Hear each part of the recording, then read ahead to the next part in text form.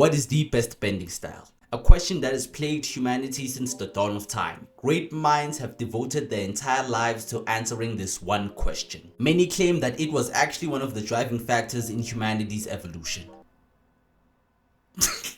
No, I'm just kidding. But yeah, what is the best bending style in Avatar: The Last Airbender and The Legend of Korra? To make this interesting, I'll also be including all the sub bendings as well. I know if I were just to say so and so was the best bending style, this video would be really short, so what better way to do this but by doing a tier list, ranking all the bending styles from S tier being god level to D tier being straight dog water. Anyway, let me stop beating around the bush. Here's my ranking of every bending style in Avatar: The Last Airbender. Well, to start this off, we have sand bending. Sand bending is like that one guy you met at a party who you thought was actually cool, so you decided to exchange numbers with him till you never heard from him ever again.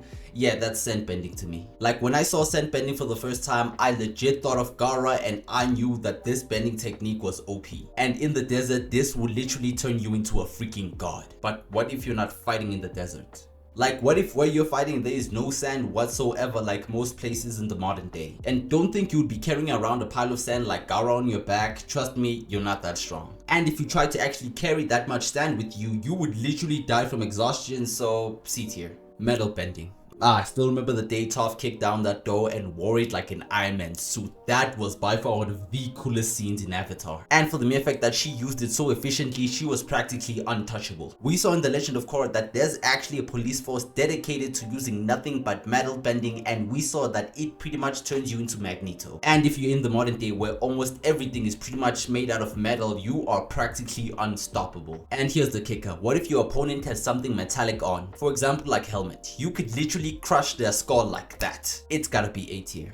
Mud bending. It's definitely D tier. Like, who uses mud bending? It is by far one of, if not the worst bending styles out there. It is dark. Like bruh, who uses mud bending? Let me tell you something interesting about lava bending. It is practically 3 elements in one: earth, water, and fire. Hot magma is in a liquid form, and this is literal lava, so it will burn your ass off. And for the mere fact that you have to also use earth bending to lava bend, it's pretty much self-explanatory, so A tier. Seismic sense. I think we can all agree, apart from it giving you 360 vision, seismic sense looks crazy cool. It is literally the thing that allowed Toph to see. Cause with seismic sense, you practically have no blind spot and you can tell if somebody's lying just by feeling their heartbeat through the ground, so it is pretty up there. But what if you're fighting someone who could fly or who is light on their feet? That means they are practically invisible to you. Cause for seismic sense to work, your opponent literally has to have physical contact with the ground for you to sense it. So if they are not in contact with the ground, it is practically useless against them. But it's not every day where you meet someone who's light on their feet, so to some degree it is pretty effective. It's B tier. Earth bending. I'm just gonna make this very clear. Earth, water, fire, and air bending are S tier. These are literally the primal bending styles in Avatar. In the hands of any skilled individuals, these techniques could pretty much turn you into by far one of the strongest characters in the entire universe. So they are all S tier. Fire bending. We already discussed this, so it's S tier. Especially when they have the amp from Sozin's comment, cause for that moment, a firebender is literally by far one of the most unstoppable characters in the entire Avatar universe. Like we saw with Fire Lord Ozai, with Sozin's comment, he was literally incinerating forests, so this technique is pretty up there. Combustion bending. I think I can say that this is by far one of, if not my favorite bending styles in the entirety of Avatar. And the sound it makes, it's just music to my ears. Like, combustion bending pretty much turns you into a literal tank. Like we saw with Pillai and Sparky Booman, that these two were a problem. It's like having an RPG in your forehead but times 10. But just hit them in their forehead and you disrupt their chi. It's just that simple to incapacitate them. And although we've only seen 2 combustion benders in both shows, they both died in the worst ways possible. Both Pillai and Sparky Booman blew themselves up, so it does not have a good reputation. But regardless, it is A tier. Lightning bending. This pretty much turns you into Electro and I love it. To see a firebender shoot out lightning is by far one of the best things to see in the entirety of Avatar. And man is it powerful, but the only con is the charging time. Cause man, do you have to spend time gathering chi, and standing still during a battle is not a good thing. The only time lightning bending is pretty OP is during Sozin's Comet, because during that period it has no charging time, but that's like once every 100 years, so for that it has to be A tier. Lightning redirection. Unless you're fighting a lightning bender, this is by far one of the most useless bending styles in the entirety of Avatar. Cause lightning redirection is mainly used by people who can't lightning bend, and that pretty much screams you being a crappy firebender, so for that it has to go to D tier. Don't bite my head off in the comments.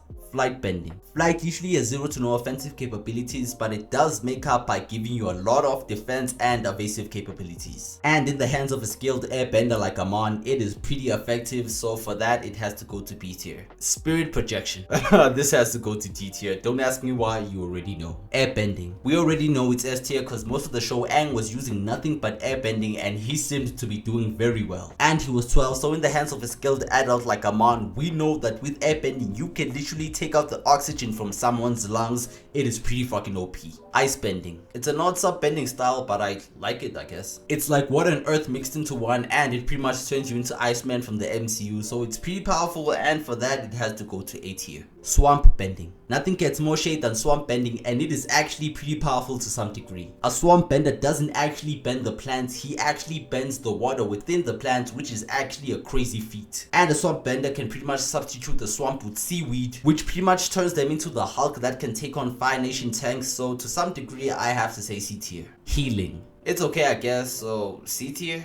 Water bending. We already know it's S tier. Like when Katara stopped those raindrops and when Pindo and the White Lotus stomped by saying you saw that water bending was no joke. My man was literally out here freezing tanks, and we saw in the hands of an avatar that water bending can literally take on an armada of ships. So it is pretty fucking OP.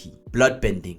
Like, what can I say about bloodbending that hasn't already been said? It pretty much allows you to control your opponent's movements, which is pretty much an instant win. And I just love the movement they do when they're bloodbending. It's actually pretty cool. Someone who hasn't seen The Legend of Korra will say you can only bloodbend during a full moon, which is actually incorrect. We legit saw Yakon, Tarlok, and Amon bloodbend in broad daylight. Like, if you're skilled or just know bloodbending, you are a problem, just ask Aang. My man legit had to go to the avatar state to actually survive this attack, so it's S tier. Spirit bending. You know, I'm a bit iffy on spirit bending because it does allow you to control spirits and you can actually take away someone's bending, but you're not fighting any spirits. And for the mere fact that you can actually grab your opponent to take away the bending means you've already won the fight. But Korra did turn into a giant Susanoo to fight Rava, so I can strongly say it's B tier. And that is it with me ranking all the bending styles from Avatar The Last Airbender. And guys, if you enjoyed the video, please for me like this video, subscribe to the page, hit that noti bell, and I am out. Like, who even uses mud bending? It is so freaking stupid.